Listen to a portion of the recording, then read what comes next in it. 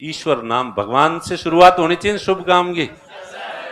मेरा नाम ईश्वरलाल गुजर है और मैं राजस्थान के भीलवाड़ा जिले की एक 20-25 घरों की एक छोटी सी ढाणी भामरों का बाड़िया से का रहने वाला हूँ।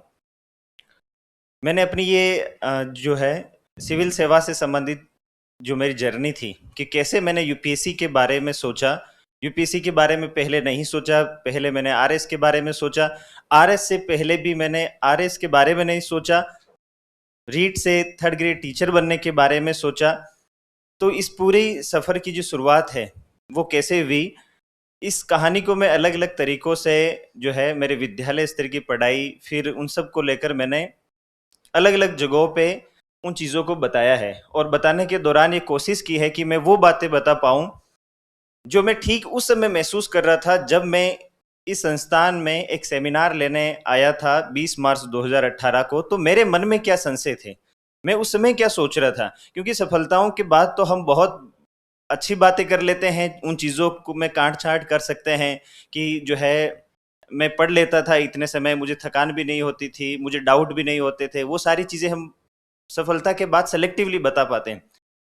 लेकिन अगर वस्तुनिष्ठ तरीके से देखें तो मैं जब सेमिनार लेने आया था तो मैं क्या सोचता था, क्या मुझे लगता था कि ये सारी चीज़ें इतनी आसान है जितनी कि सोशल मीडिया पे या जितना कि टॉपर बताते हैं, या इन सारी मेरे लिए ज़रूरी भी है या नहीं है यूपीएससी और आरएस की तैयारी करना, तो वो बताता हूँ। और वो इसलिए बताता हूँ क्योंकि मेरे अंदर बहुत इन्फ्योरिटी कॉम्प्लेक्स थे।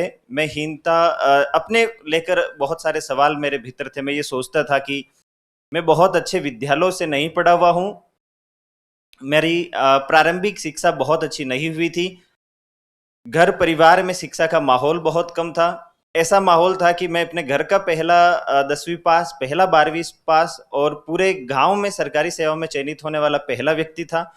तो इन सारी चीज़ों को लेकर मेरे मन में भी संशय होते थे कि अपने जैसा व्यक्ति जिसकी हिंदी, इंग्लिश भाषा पे पकड़ बहुत कमज़ोर है, जिसने बहुत अच्छी पढ़ाई नहीं की है, क्या वो यूपीएससी जैसे एग्ज़ाम के बारे में सोच सकता है? जिस एग्ज़ाम के बारे में कहा जाता है कि ये एक अपर मिडिल क्लास एक का एग्ज़ाम है, ये एग्ज़ाम टॉपर बच्चों का एग्ज़ाम है, ये एग्ज़ाम बहुत अच्छे विश्वविद्यालयों में पढ़े हुए लोगों का एग्ज़ाम है। इसके लिए आपके पास और कोई संसाधन हो या ना हो, लेकिन अवेयरनेस, कल्चरल कैपिटल वो सारी चीज़ें होनी चाहिए। तो मैं आपको सच में बता रहा हूँ कि जब मैं यहाँ आया था 20 मार्च 2018 को, कुछ दिनों पहले मैं शुरू से डायरी लिखता था, तो उस दिन मैंने क्या महसूस किया था, मैंने अपनी डायरी में लिखा था, उसको शेयर भी किया था। 20 मार्च 2018 को जब मैं यहाँ आया था, तो मैंने ये सोचा था, यूपीएससी के लिए नहीं आया था, आरएस के लिए आया था। क्योंकि यूपीएससी को लेकर जिस तरह से अभी जितनी है उतना माहौल उस समय नहीं था और पता भी नहीं था इतने टॉपर्स यूट्यूब पे। अब तो ओवर मोटिवेशन का दौर है, सब जगह जो है अभी कमी मोटिवेशन की नहीं है, अभी तो कमी केवल पढ़ने वालों की है, मोटिवेशन तो सब जगह है। तो मुझे क्या पता था उस समय यूपीएससी का, वो बताता हूँ एग्जैक्ट। फिर मैं उस सफर के बारे में बताऊंगा कि मैंने कैसे आरएस एस्पिरेंट होने के बाद यूपीएससी किया और उससे आरएस एस्पिरेंट से पहले रीट एस्पिरेंट होने के बाद कैसे सोचा, वो सारी चीजें। तो जब मैं यहाँ आया तो मैंने दो यूपीएससी में सेलेक्ट लोगों को देखा। एक नंद किशोर मेवाड़ा सर जो उस समय सेलेक्ट हुए थे और स्प्रिंग बोर्ड में जो है उससे पहले पढ़ा रहे थे। तो और उनके साथ रहने का मुझे सौभाग्य मिला था जब मैं जयपुर आया था। एक महेंद्र पाल जी हमारे क्षेत्र से यूपीएससी में सेलेक्ट होने वाले थे। तो मैंने एक बार महेंद्र पाल जी से कहा था, उनके जब उनसे मिलने गया तो मैंने कहा साहब यूपीएससी मैं भी देना चाहता हूँ। तो उन्होंने बहुत कैजुअली कहा था कि हाँ तो दो ना, क्या दिक्कत है उसमें। मतलब उनको लगा फॉर्म तो भरो ही। मैंने एग्जाम्पल दिया था, याद है कि नहीं है? और इनके रिश्तेदार भी हैं, ये बता नहीं रहे हैं सबके सामने, ब्रदर इन लॉ है तो जो हिमाचल प्रदेश में अभी आईएएस हैं। महेंद्र पाल जी है हिमाचल प्रदेश के कैडर में आईएएस से 2017 बेस है। लेकिन मैं उनसे जब मिलने गया तो मैं उस समय कुछ नहीं था, रीट मैंने दिया था और मैं सेलेक्ट होने की स्टेज पे था कि मैं टीचर बन जाऊंगा। तो मैंने उनको कहा था कि क्या यूपीएससी मैं भी दे सकता हूँ क्या, तो उन्होंने कहा कि हाँ दो, क्या दिक्कत है यूपीएससी देने में। मतलब बहुत कैजुअली लिया था, वो भी सीरियस नहीं थे और मैं भी सीरियस नहीं था कि अब निकाल पाएंगे कि नहीं पाएंगे। फिर जब यहाँ आया तो नंदकिशोर मेवाड़ा सर को देखा था तो मैं ऐसे सोचता था, वो उस समय आईपीएस थे।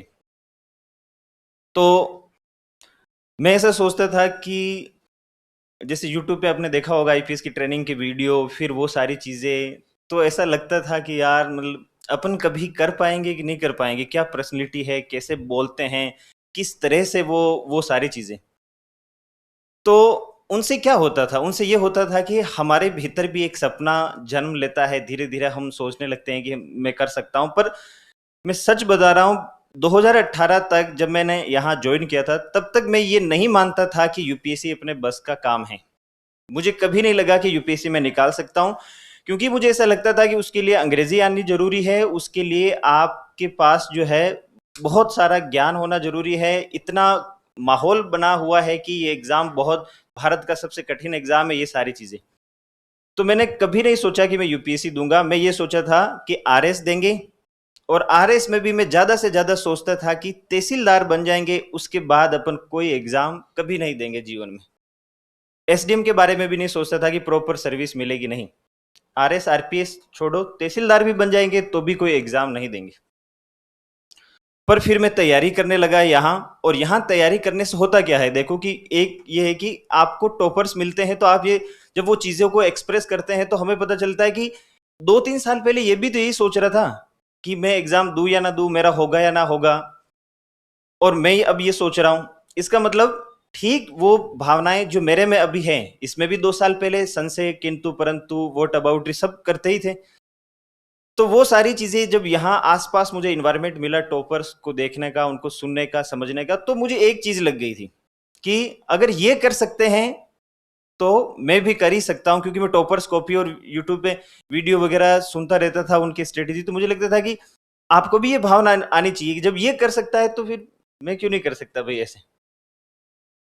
तो जब मैंने यहाँ आरएस की तैयारी शुरू की, पहला प्रीलिम्स दिया, और पहले प्रीलिम्स में मेरा जो है प्रीलिम्स क्लियर हो गया आरएस का। फिर मेंस लिखा मैंने, और प्री क्लियर हो गया। तो मेंस लिखने के दौरान जो है टेस्ट सीरीज नहीं लिखना, पहला मेंस था तो वो सारी चीज़ें प्रॉपर तरीके से नहीं हो पाई, तो आरएस का मेंस मेरा खराब हो गया और मेंस क्लियर नहीं हो पाया। फिर मेरी रीट की ज्वाइनिंग आ गई अपने गांव के नज़दीक विद्यालय में, तो मैं वहाँ पढ़ाने लग गया, और यहाँ से जयपुर से घर चला गया। कोविड आता है, और कोविड के बाद मेरी यूपीएससी की यात्रा शुरू होती है। उससे पहले मैं टीचर से आरएस का मेंस लिखने तक सब खत्म कर चुका था, और घर जाने के बाद ये सोच चुका था कि अब अपने से पढ़ाई नहीं होगी। लेकिन कोविड में क्या हुआ कि 2020 का यूपीएससी का पेपर ऐसा आया कि उसमें आपको ज़्यादा पढ़ने की जरूरत जो है थी नहीं, क्योंकि करंट अफेयर्स के सवाल उतने थे नहीं, और बेसिक पूछा था, और सवाल ऐसे थे कि आप उसमें ऑप्शन के साथ जो है थोड़ा अगर खेल सकें तो। और फिर मेरा ये था कि अपने यूपीएससी तो देना नहीं, आरएस की तैयारी के बारे में सोच रहे हैं, नेक्स्ट भर्ती जब आएगी तब तक एसआई का दे देते हैं, तो ये सब चल रहा था। मैं यूपीएससी का एक अटेम्प्ट पहले भी दे चुका था जब यहाँ प्रीलिम्स की तैयारी कर रहा था। 2020 का मेरा वो सेकंड अटेम्प्ट था, और उस अटेम्प्ट में मैं जब प्रीलिम्स देने जयपुर आया था, उससे पहले 1 महीने तक मैंने कोई पढ़ाई नहीं की थी। अब हो सकता है आपको ये सब ऐसे लगे कि ऐसी जो है टॉपर्स ऐसी बावड़ी बावड़ी बातें नहीं करते, लेकिन मैं आपको सच में बता रहा हूँ कि कई बार आपकी जो किस्मत होती है, पता नहीं कैसे तय होता है, सब कुछ हमारे हाथ में नहीं होता, पर आपकी जो डिसीजन होते हैं वो अगर आप सही तरीके से हो जाएं तो कितना बड़ा चेंज हो सकता है।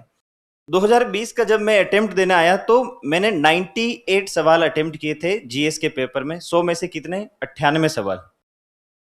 और तैयारी क्या थी मेरी, जो आरएस की तैयारी थी, स्प्रिंग बोर्ड की जो मैंने पढ़ा था वो बेसिक, प्लस में करंट अफेयर्स देखने का यूट्यूब से मुझे था, और 1 महीने पहले मैंने न कोई टेस्ट लगाया और ना कोई प्रॉपर तरीके से तैयारी चल रही थी।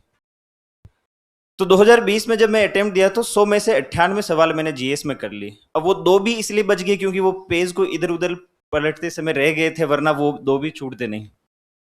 फिर सीसेट का पेपर था तो मैं डरा नहीं, और उसमें कॉम्प्रिहेंशन वगैरह थे तो वो भी दे दिए। और प्रीलिम्स देने के बाद 5 दिन बाद जो है, जब ये कोचिंग के आंसर की ऐसे ही मैं मिला रहा था, तो मुझे लगा कि अपना तो यूपीएससी प्रीलिम्स क्लियर हो रहा है, क्योंकि कोचिंग के आंसर की से मेरे 2020 के अटेम्प्ट में 100 नंबर आ रहे थे। तो मुझे लगा कि अपना यूपीएससी प्रीलिम्स क्लियर हो जाएगा। मैंने जब पाल साहब को बताया था, महेंद्र पाल जी को, तो उन्होंने भी कहा हाँ तुम्हारा हो जाएगा, तुम जयपुर चले जाओ, ऑप्शनल की तैयारी कर लेना, ये कर लेना, पहला मेंस।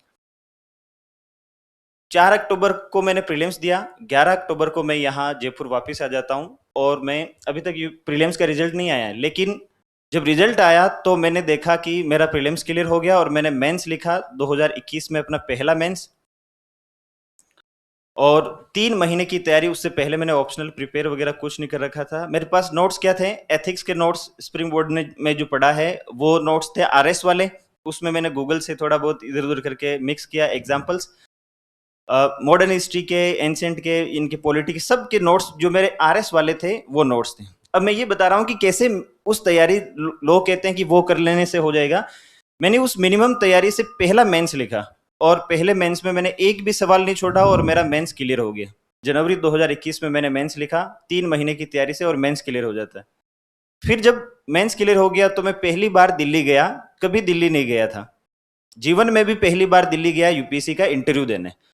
और जब इंटरव्यू देने में यूपीएससी भवन में जा रहा था तब मैं सोच रहा था कि क्या पता हिंदी माध्यम का टॉपर इस बार मैं ही हूं। ऐसे ऐसे ऐसे हम बहुत स्वप्ननील इंसान होते ही हैं, क्योंकि बहुत वैसी जगहों से आते हैं तो हम छोटी छोटी सफलताओं से बहुत बड़े आकलन लगाने लगते हैं कि भाई, क्योंकि अगर प्रीलिम्स क्यों होता है, अगर और प्रीलिम्स हुआ है और फिर मेंस में कि इंग्लिश का पेपर आता है और इंग्लिश अपनी कमजोर थी वो भी क्लियर हो गया है, इसका मतलब तो यह है कि कुछ बहुत अच्छा होने वाला है। लेकिन जब रिजल्ट आया तो मुझे पता चला कि मैं 40 नंबरों से मेंस में जो है रह गया था। और फिर मैंने मार्कशीट जब देखी तो मेरे प्रीलिम्स में जो नंबर थे वो मेरी कट ऑफ से 0.6 नंबर ज्यादा थे और सी सेट में भी एग्जैक्ट वैसे ही थे। लेकिन मैं ये बता रहा हूं कि इस अटेम्प्ट ने मुझे ये सिखा दिया कि यूपीएससी उतना कठिन एग्जाम नहीं है जितना कि माहौल बनाया हुआ है।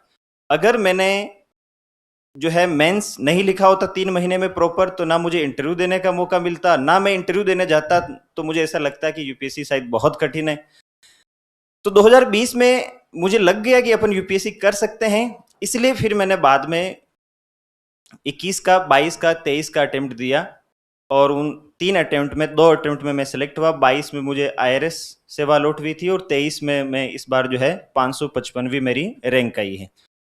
इन 2-3 अटेम्प्ट में अब मुझे ऐसा लगता है कि जब मैं पहली बार 2018 में आया तब मैंने यदि यूपीएससी के बारे में सोचा होता, जो कि मैंने बहुत 23 साल की उम्र, 24 साल की उम्र के बाद मैंने यूपीएससी के बारे में सोचा, अगर मैं 18 में ही यूपीएससी की तैयारी करने लग जाता, क्योंकि बाद में मुझे पता चला कि यूपीएससी, जो मैं सोचता था कि आरएस अपना एग्जाम है, बाद में मुझे पता चला कि आरएस से भी इजी एग्जाम है यूपीएससी का मेंस।